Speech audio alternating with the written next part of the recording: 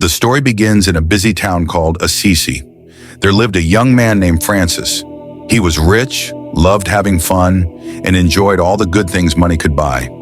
He spent his days going to parties, laughing with friends, and living without a care in the world. But one day Francis started to feel empty inside. Even though he had everything, he felt like something important was missing. One evening, while sitting alone in the fields, watching the sunset, he couldn't stop thinking, "Is this all there is to life? Surely there's something more." His heart felt heavy, but he didn't know why. A few days later, Francis was walking down a quiet road when he saw a man with leprosy. Back then, people were terrified of lepers because of their disease, and they would run away. At first, Francis felt the same fear and disgust, but then something changed. He remembered how empty his life had felt and thought maybe he could help. So instead of running away, he walked up to the man. His heart raced, but he pushed through his fear. He hugged the man and comforted him. In that moment, Francis felt something he had never felt before. True joy. Not from money or parties, but from showing love and kindness to someone in need. It was like a light had switched on in his soul. Not long after, Francis went to pray in an old crumbling church called San Damiano. Kneeling before the cross, he prayed deeply, pouring out his heart. Suddenly, he heard a voice from the crucifix.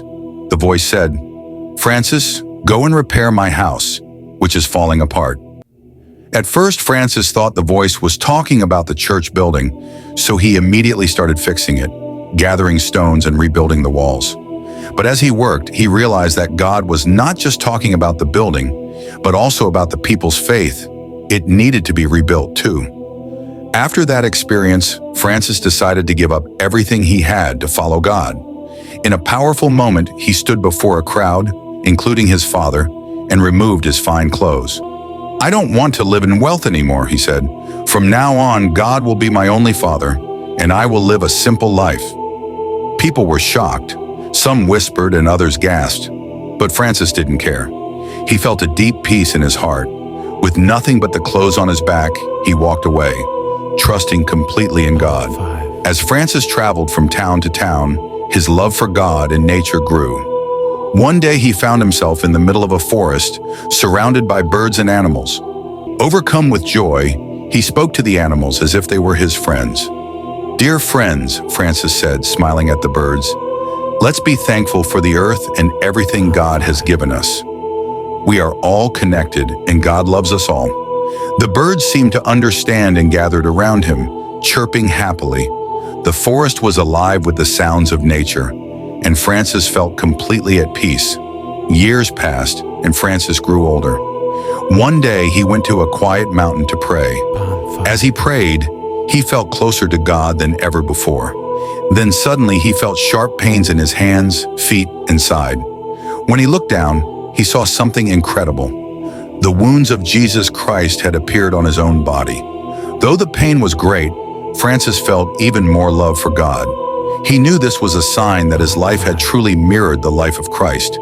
Despite the suffering, he continued to live joyfully, always humble and full of peace. As Francis grew older, more people began to follow his example.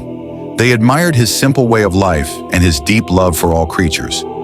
They became known as the Franciscans, a group dedicated to living in humility, serving the poor, and caring for the earth. Even after Francis died, his teachings lived on. His followers continued spreading his message of love, peace, and kindness. Today, millions of people around the world still find inspiration in the life of St. Francis. His story reminds us to live humbly, care for each other, and appreciate the beauty of the world around us.